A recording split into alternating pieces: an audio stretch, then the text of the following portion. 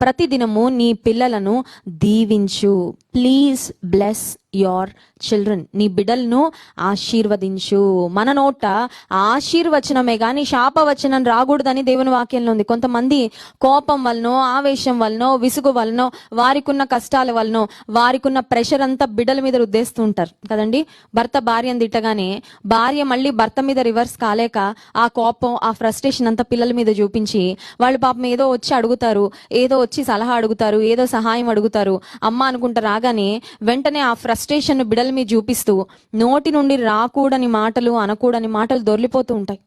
ప్రియమైన తల్లి, గుర్తించు, నీ నోటితో నీ బిడ్డలు నువ్వు ఆశీర్వదించాలే తప్ప శాప వచనాలు నీ నోట ఎన్నడూ రాకూడదు.